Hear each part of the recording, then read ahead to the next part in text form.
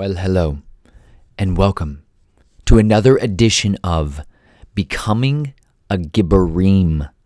This is part 9. If you haven't seen the other 8, that's most unfortunate, but you should be able to persevere without any problem, because today I'm going to do a tiny micro recap. Guess what? There's these things called Gibborim. Comes out of the Sword of Awesomeness. If you haven't read it, it would behoove you. There's more stories of exceptionalism in the scriptures than anywhere ever. True story. You can look into it and you will find stuff in there that is so jaw-droppingly unbelievable, you're probably not going to believe it. Like, not actually believe it. Most people have really not serious unction in their gumption to believe the stories that are written in there as history. As that dude really did throw a stick in a river and an iron axe had floated to the surface. That's pretty awesome, right? Haven't you ever tried that? Because it's not done that once for me. Except a time where I wrote a testimony about it in a book, Snatched from the Flames. Feel free to check that out. You can pray prayers like that, and you can see wild and crazy things happen, like even animals speaking if need be, because sometimes there's swords, angels, and unbelievably stubborn humans. Yep, not the donkey, mind you. The donkey was not the stubborn one in that story. That's called Balaam. If you haven't read Numbers, I believe 22, 23, all up in there. If you haven't read Numbers recently, I'm sorry for your soul, because it would feed you all kinds of things beyond statistics. Did any of you take statistics? That was a nightmare, right? I'm not trying to dissuade you from taking statistics. I'm just trying to dissuade you from paying money to have someone treat you like an Egyptian slave for a while. That's what statistics was to me. But it did give me the ability to read research and understand what it was saying without the biases of well-marketed industrial psychological operations. Yes, there's people whose full-time job, it's called an industrial psychologist, is to sell you anything. Maybe not just sell you, make you believe it, want it, own it, need it. I get distracted. They're not as much the Gibborims, right? But all throughout time, there's been people who have been mighty, people who have done such valiant and exceptional things, they're remembered. And even if it's not necessarily their name that's remembered, it is the acts, the deeds that they did are remembered. Because when I ask people, tell me about some mighty people in the scriptures, and you know what they tend to say? The story, not necessarily even the name, because there's this mighty man, we're going to get to him later, in the scripture, who for the entire history of my known life since I read about this story has been seared into my mind as like the definition of manliness. And it's definitely not going to look like the Hollywood version of Hercules or some other Nephilim. Also a Gibborim, just a different kind. Total open rebellion versus walking in brutal vulnerability, honesty, transparency, and deep broken spirit and heartedness, serving his king of redemption. That tends to be the balancing of the acts between whether or not you are righteous or wicked. Tends to be the fruit you produce. But that being said, there was a guy, a human, remember, not hybrid. It says he went down into a pit with a lion on a snowy day and slew him. The first time, like, let's just actually think about that. Why would that be like the thing that I remember all my life? Because haven't you ever wondered what it'd be like mano a mano, you versus the lion? I think about these things regularly. I think about, do you think he was armed? Do you think he was armed? Do you think he took down into the pit with the lion armor? Like, what kind of armor would you choose? Leather? Because Hollywood has sold us that scheme for a long time.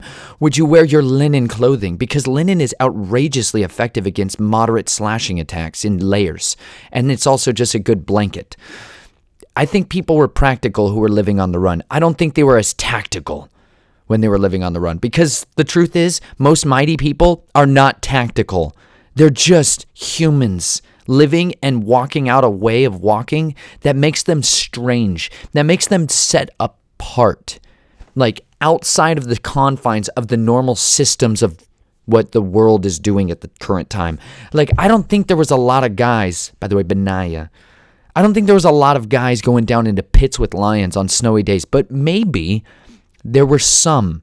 And maybe that was a way of knowing, then I knew I was a man as mighty as my captain David. Because David obviously has slain lions and bears, and we know that, right?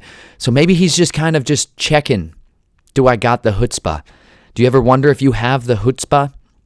Do you ever know what it'd be like if you were tested? Actually tested, not just the I'm going to rant for a moment. If you want, you can skip ahead 45 to 3.5 hours, depending on where this one goes. The modern scholastic indoctrination system is a very effective tool at making individuals think in a set of pre-authorized options, right? You took those tests in school. Didn't you want to just sometimes light fires to the desk and walk out a little bit? Just a little bit. My friends and I discovered hand gel, like the hand sanitizer people are price gouging out there for outrageous sums to poison themselves as they wipe themselves clean of diseases and stuff. There's like medicine that God made. It's called plants. Look it up. It requires zero poison. Some of it can absolutely end your soul if you eat it in any kind of quantities. They're little berries and stuff like that. Monk's Hood. Look into that one. That one's a decadent, violet, beautiful purple thing. Horrible nightmare if you eat it or reduce it down into a cocktail and turn it into a poison. Not a good idea. But there's medicines out there that are way better. But if you go through the modern scholastic system, you're liable to get indoctrinated to believe that plants are poison somehow, more so than any of the food at all we eat. They're trying to convince us the food is not healthy, and the white poison powder that comes in capsules marked side effect warning, 42 potential side effects that will be detrimental to your health. But we assure you, this is a remedy. This is a treatment, And the reason we all kind of go along with that system is because we went to school where we got taught a way of thinking in order to respond correctly for the praise of men at the end of the day. Our teachers, our parents, or everybody else who says, way to go, good job going to school. There's a school out there called life that they definitely didn't prepare almost any of us for, right?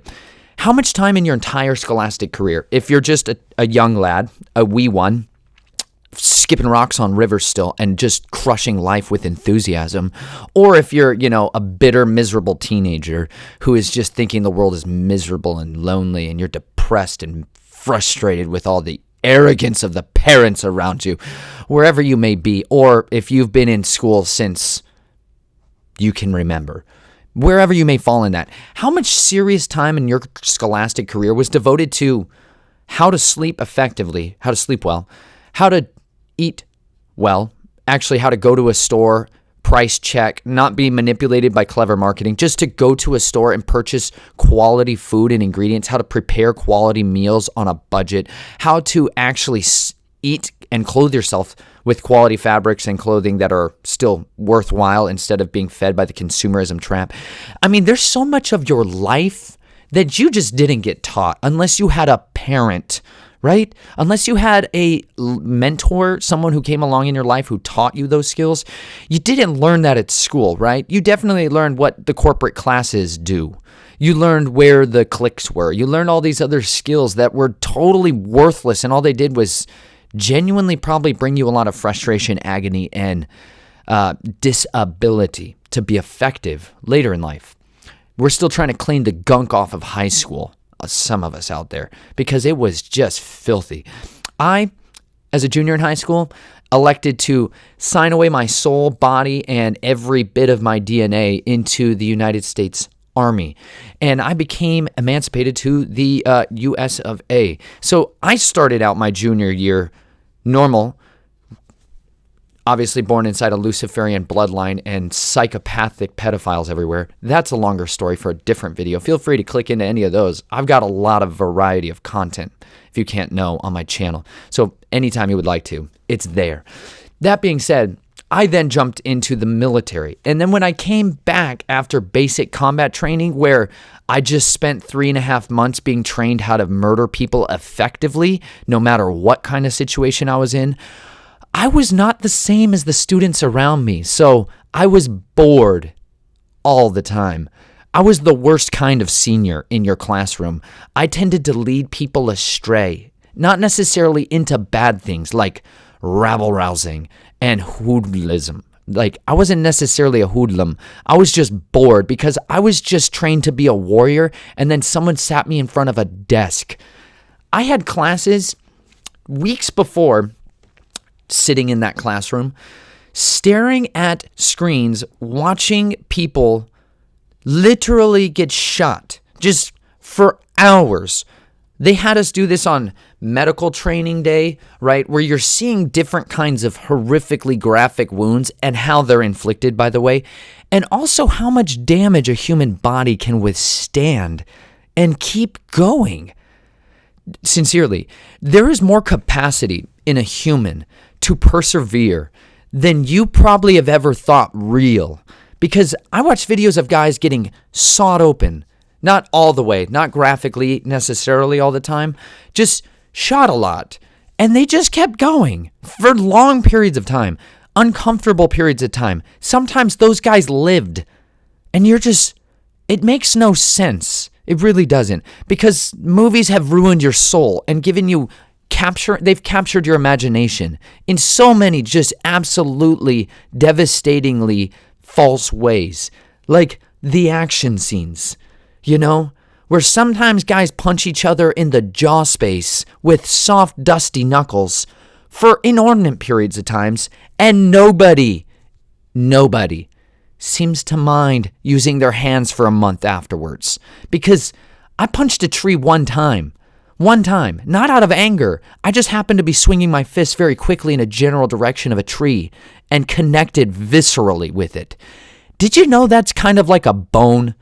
Yeah, they're real. Your knuckles are very tiny, and they lose to bigger bones like forehead faces most frequently. So the edge of the palm, son.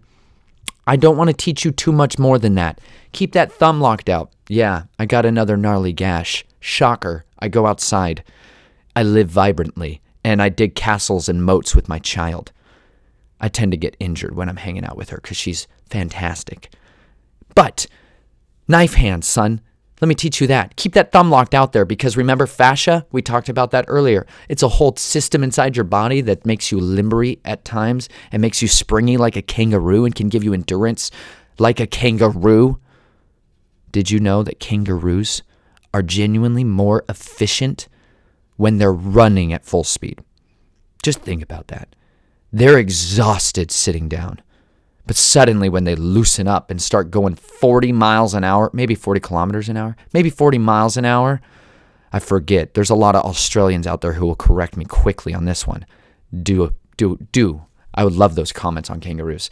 They run at an unbelievable pace for ongoing periods of times, crossing deserts at full sprint, coolly, calmly, collectedly. They have a tradition of awesome in my book. So I went and pet kangaroos last year. You can look at our Freedom Road video.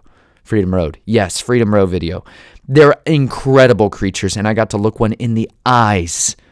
And it's important. If you haven't looked a creature in the eye today, you should find one and look it in the eye.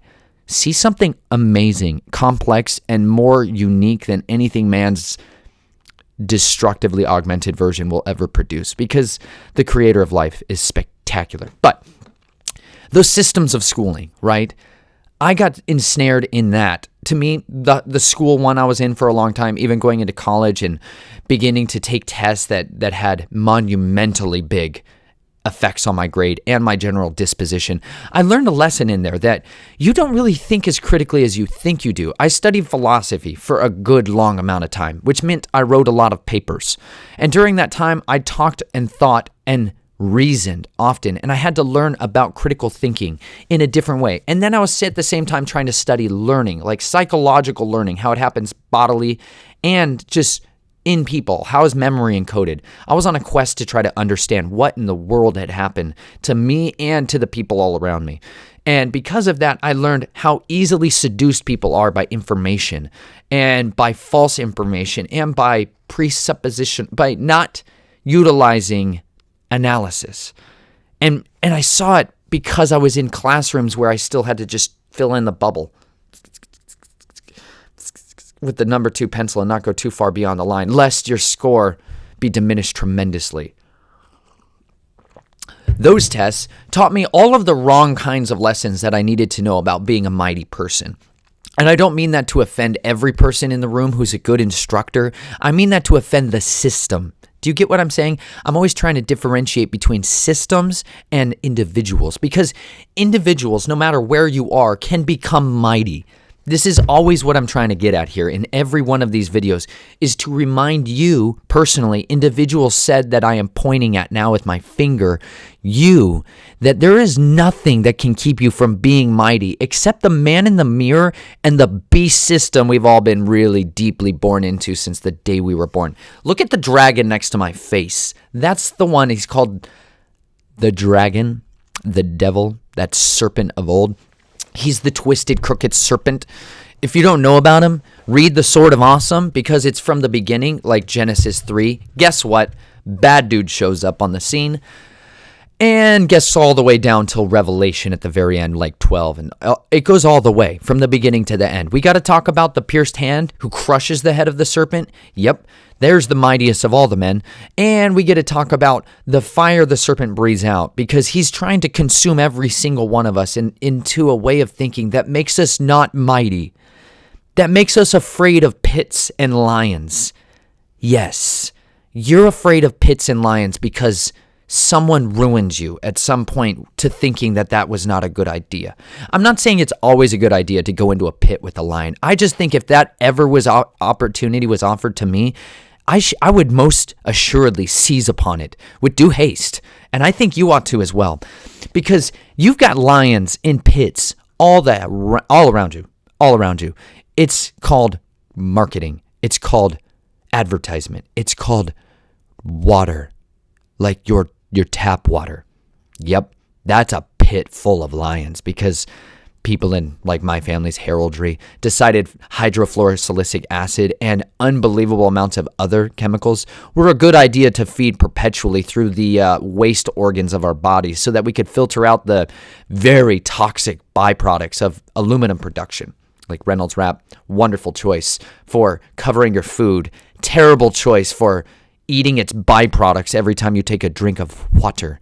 So consider it not a good move. So face that lion, and most likely just the pride of thinking I've been deceived. That tends to be the only reason people don't actually look at any of these things I'm talking about. But what's interesting is all these people suddenly are humbled and forced to live in their houses as voluntary prisoners all of a sudden. So I hope you watch this or share it with them, because maybe they need to know this. But I'm going to get to 1 Samuel in just a moment. I just need you to understand something.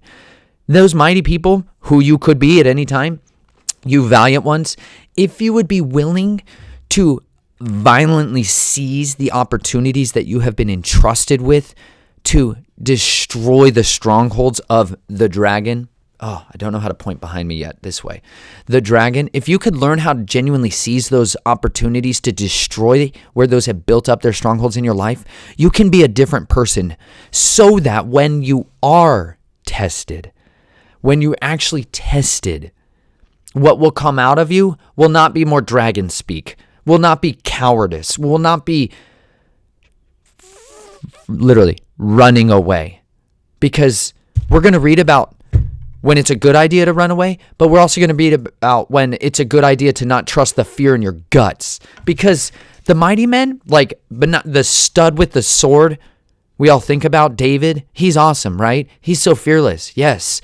And the mighty men later who are going to slay sometimes giants. There's a lot more dudes who killed giants later on with huge spears, massive spears.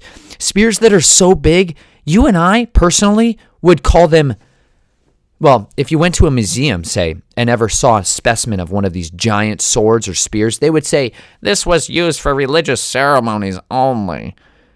What the heck does that mean? Religious ceremonies only? Have you ever picked up a sword in your life and tried to cut the head of another man off with it?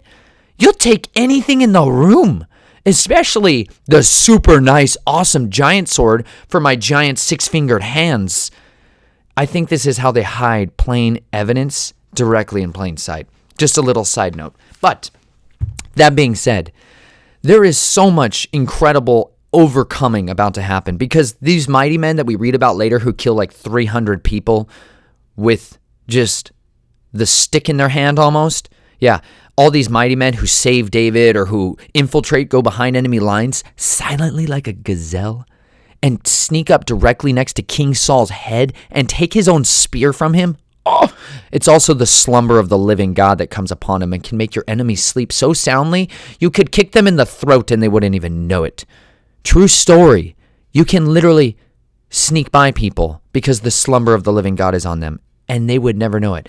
In case you may need to know that, if you're ever on the run, the physical run, or just the actually running with your foot space, if you ever need to, you can pray to the living God, and he would put slumber on your enemies. So powerful, no matter what they are. I think even maybe a drone. You ever seen a computer have a malfunction in your life? I know everyone's mortified by the perfectly marketed super control state of mass surveillance and all this other stuff that's going to control every aspect of our lives. Yeah, they have glitches, folks, just as much as your phone does. Sometimes far more, because if you didn't know about hard drives, you should study hard drives. They don't keep all the data. It's called corruption. You ever go to click on a picture and it says file not found or damaged, and then it's gone, right? Welcome to reality, where our disk drives are outrageously deplorable in their ability to hold information for long periods of time. So think about that next time you're worried about all of your communications and everything in the history of your life being downloaded into some vault in Utah. Dadgum. Why do the people in Utah always have to keep all the genealogical records and every record and category on man?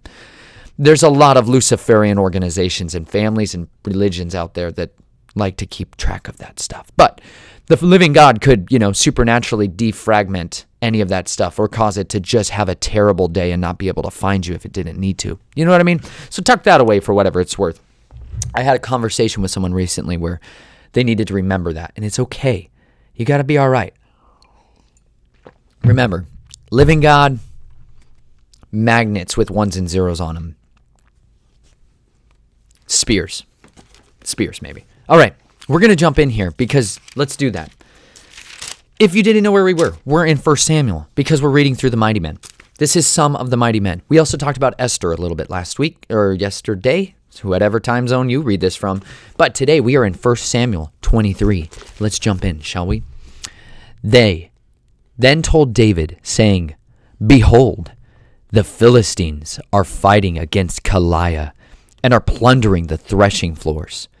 So David inquired of the Lord, saying, "Shall I go and attack these Philistines?" And Yahweh said to David, "Go and attack the Philistines and deliver Keilah." But David's men said to him, "Behold, we are afraid here in Judah. How much more then if we go to Keilah against the ranks of the Philistine?" Valid question, y'all. If you're in a good, safe, semi-safe stronghold and you're still scared, it's generally not a good idea to run off and go start a war in another town. I think this is in Judah. I don't know for certain. I should have done a little more research ahead of time. But they want to then go somewhere else and make war with the Philistines to try to deliver another house of Israel, another tribe of individuals in their little town.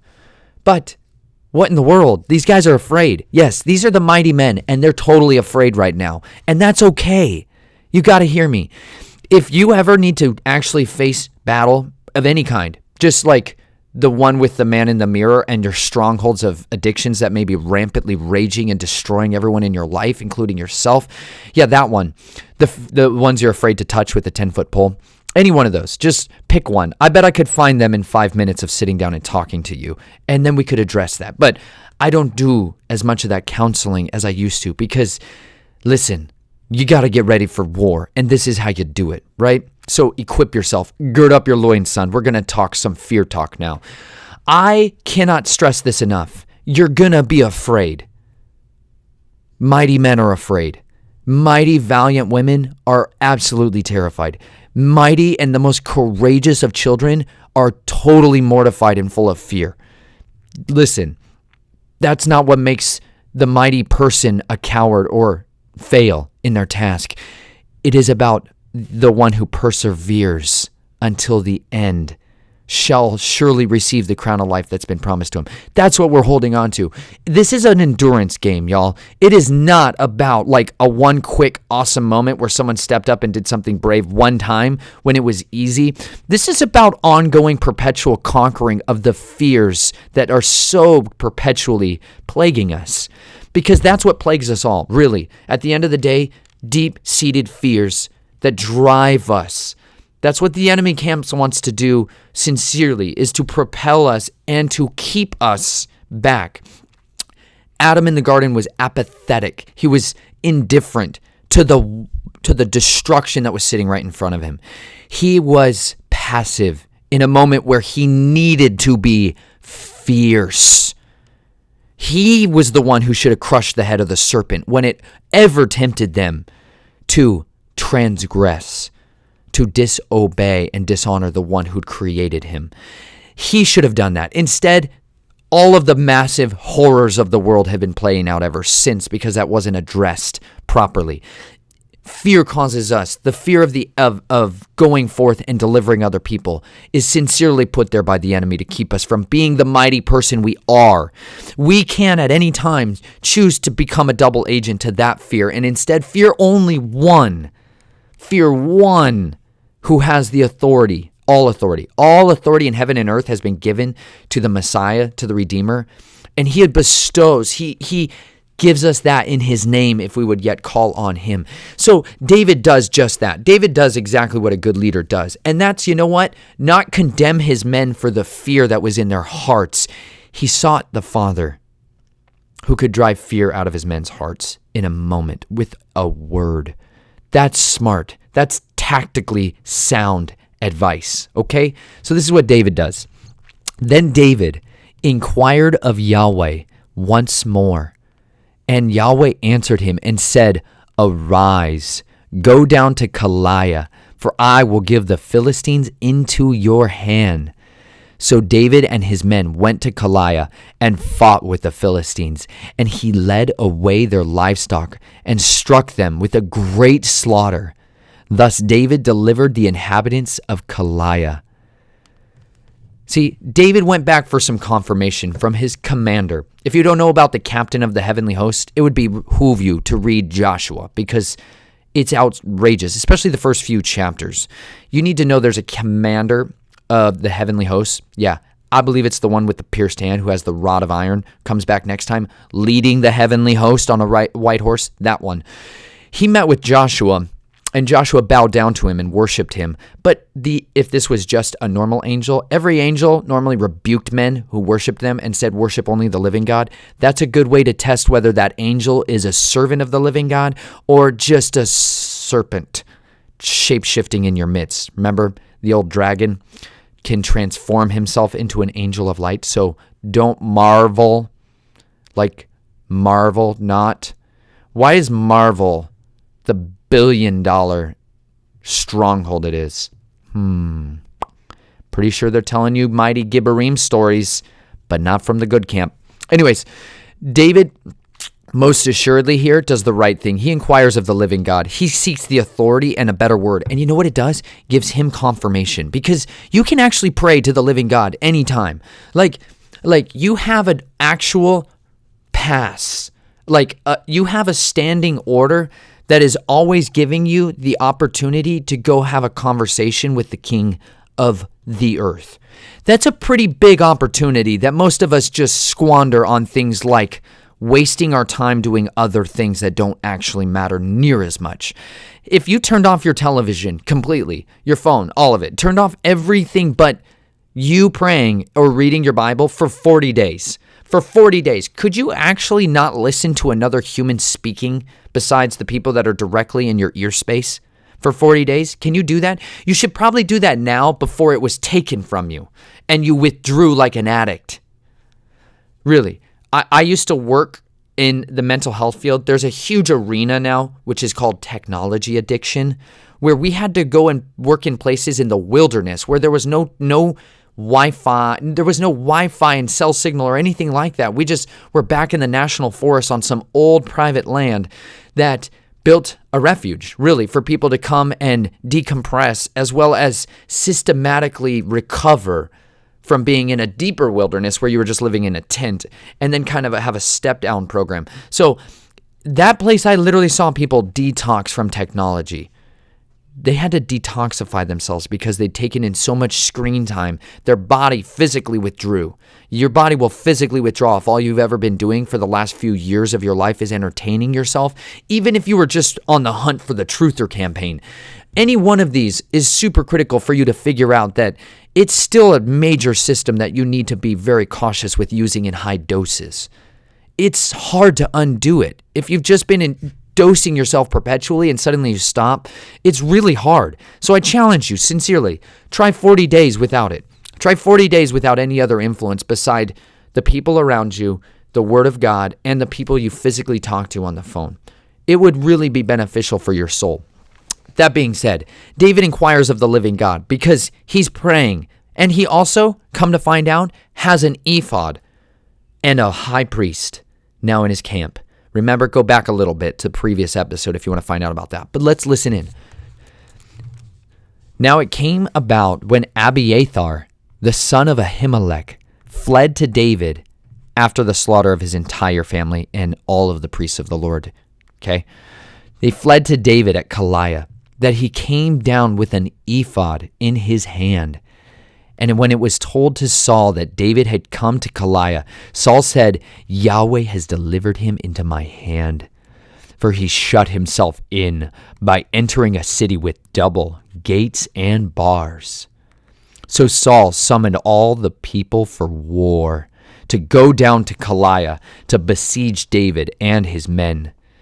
Now David knew that Saul was plotting evil, plotting a conspiracy against him. So he said to Abiathar the priest, bring the ephod here. Then, jumped ahead. And so David said to Abiathar the priest, bring the ephod here. Then David said, O Yahweh, the Elohim of Israel, your servant has heard for certain that Saul is seeking to come to Keilah to destroy the city on my account. Will the men of Keilah surrender me into his hand? Will Saul come down just as your servant has heard? O Yahweh, the Elohim of Israel, I pray, tell your servant. And Yahweh said, he will come down. Then David said, will the men of Keilah surrender me and my men into the hand of Saul? And Yahweh said, they will surrender you. Then David and his men, about 600, arose and departed from Keilah, and they went wherever they could go. They bugged out, most certainly right here, wherever they could, because it tends to be a good idea to spread out at about that point. When it was told Saul that David had escaped from Keilah, he gave up the pursuit. That's a good bug out plan, by the way. Sometimes you just got to inquire of the Father most sincerely with everything in you. Pray and seek the Father. If you need to know if you should stay somewhere, if you should go somewhere at any time from now till the day you die, you should be inquiring with regularity on what you should be doing with your time, because the days are sincerely evil. You understand this, right? If you don't, they're exposing the radical evil that has been plaguing the world since the history of mankind. Now, more than ever, it is so readily available and unconcealed because we're going through revelations, not necessarily the big capital T tribulations yet. but we are going through revelation. That means the unveiling, folks. Revelation it's the revealing. Ultimately, it will be the revealing of Jesus, the Christ, Yeshua, the Messiah, the Savior of the world. That's who it's revealing. But before that, you see, BC, right now, they're revealing the beast. They're going to ensnare everybody who openly, at the end of it, will want to worship him. It's an incredibly brilliant strategy, and it's been dark side prophesied for a long time in a bad way. And they've been advancing that agenda beyond generations and generations. So this is going to continue in a serious way. But during that, amidst that, you have an opportunity to be learning the most powerful revelation of your life, which is how to move with unction in your gumption, how to be a mighty person, how to contend against it. Because it says in Scripture that when the enemy, when the dragon, when any of his cohorts, when all of them come in like a flood, like an actual flood. If you've ever been in front of a flood, it's nightmaric. It is thunderous. It is tree snapping, bridge destroying, people, house, entire community drowning, catastrophic nightmare. It is unstoppable. It really is. That's the point of a flood. Remember Genesis 6, where the Gibborim were first the heroes of old, the Hercules, all those cyclopean atrocities, that kind of world system was destroyed. They themselves, in all their supra-advanced technology, could not hide themselves from the flood. Their chambers and such things, they left stones behind, a lot of rocks. They became a lot of rocks in a sense. Really, petrification. Look into it. Muddy, bad, burying them, fossils. Anyways, I love fossils. I'm a fan of them. You should study them. But they were destroyed, utterly destroyed. But this is a time where we have the opportunity to seek with diligence the word of the Father at any time we want. We can seek him with all our heart. It says in James 1, you should read it right immediately, because I shouldn't have to read everything for you, nor should anybody. If you're coming to me for a vitamin, here's a supplement, son. Go eat the meat. Okay. It says clearly, if you, any man, any individual, whoever needs wisdom, he should ask the Father, who gives generously, but he should not doubt, because the one who doubts is like a double-minded man. It's like a ship being tossed about in the sea. Throw a boat in the flood next time and see how that goes. Oh, wait. Only one boat of all of the boats in the world made it. You don't think other people built boats, you guys, for the flood to try to hide from it? They knew it was coming. They knew it was inevitable. This time, they know it's inevitable. So they've been building tunnels, massive quantities of tunnels. If you don't know about that, good gracious, read your Bible. Revelation. Just go read it. Actually read it. Have you read Revelation? It will bring you a blessing. Because there's this thing called the seals of the living God that are sealing up this book, and the Lamb of God is the only one who has the worthiness to open them. And there's this seal called the sixth seal, where a great and massive earthquake that is so cataclysmically horrific, it moves every mountain and island. Moves them. Yikes.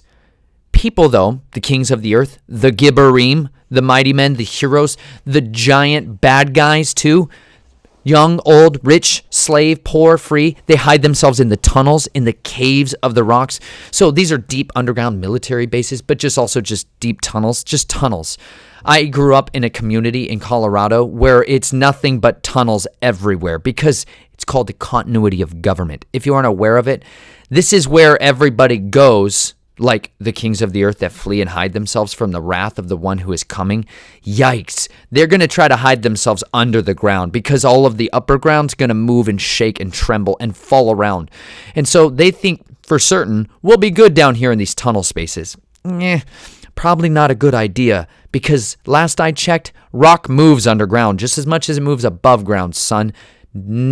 I know if you think you're sitting on the basalt shield. See, the reason people in Colorado, most people may not know this, people in Colorado live next to what's called this shield. Like literally, it's a giant rock. It's just a massive rock underground that is not moved, as far as they know, for millions of days or years, or just a long time as far as their faulty scientific instruments and garbage indoctrination will teach them. It just doesn't move, okay? It's a huge rock, like massive, like huge counties and state-sized big rocks out there.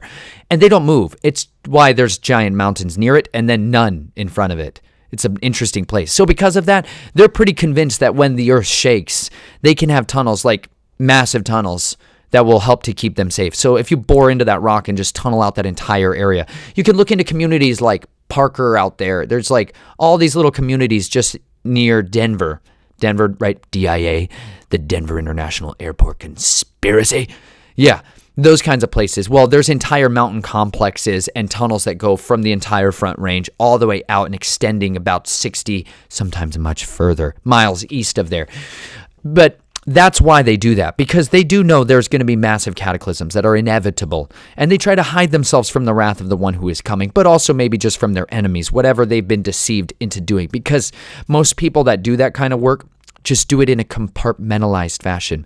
The left hand doesn't know what the right hand is doing, because my job is just to build holes, or I just refurnish offices underground, and it's all the same. It really just looks like normal buildings and stuff. But this is why I'm always talking to you about shields and swords and spears for tunnel talk, because what if someday you maybe had to go in there, I don't know, and root them out, because you're supposed to? Here's what I'm trying to raise up if you didn't know it. You ever read Jeremiah? Probably not. Some of you, yes. Well, I read it pretty much every single day.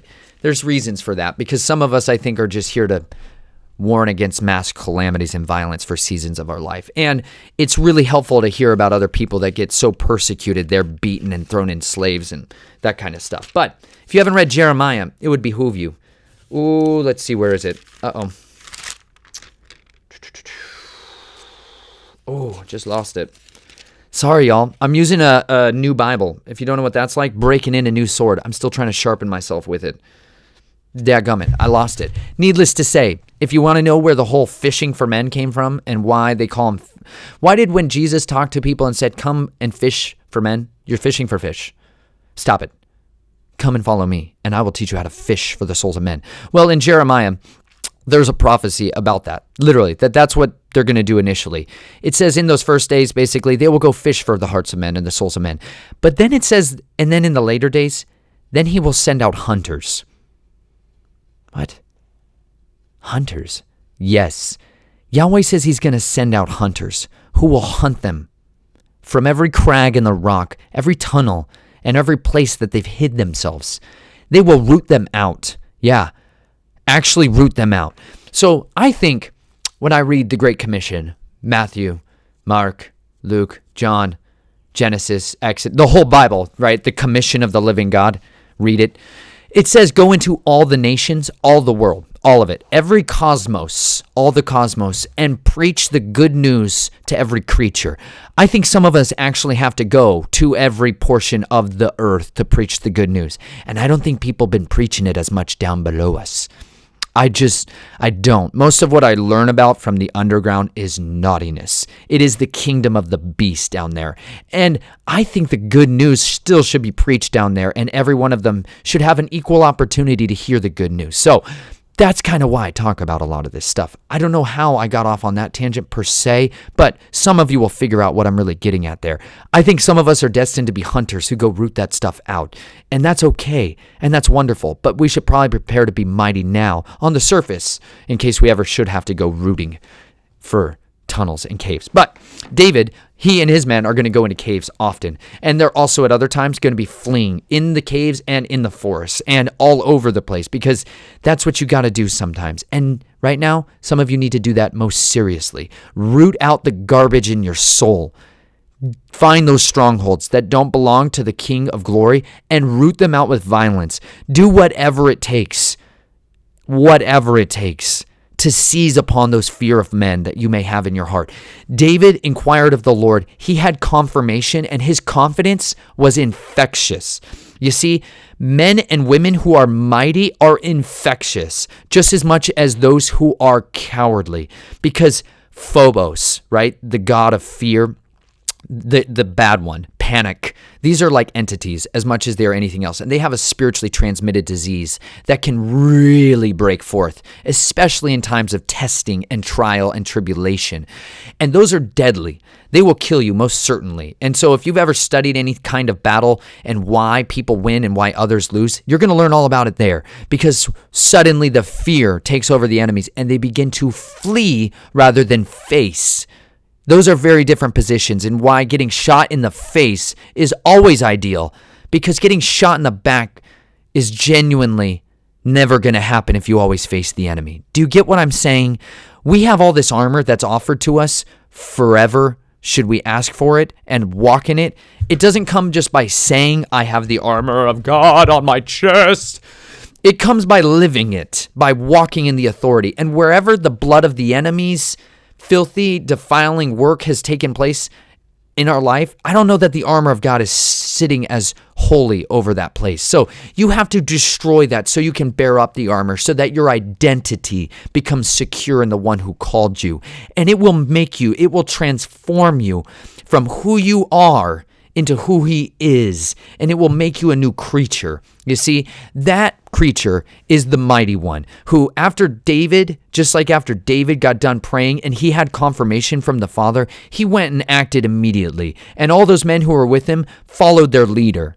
So go be the leader. I don't care if you think you have very little influence in this world or in this system. You are the most strategically placed individual in the room.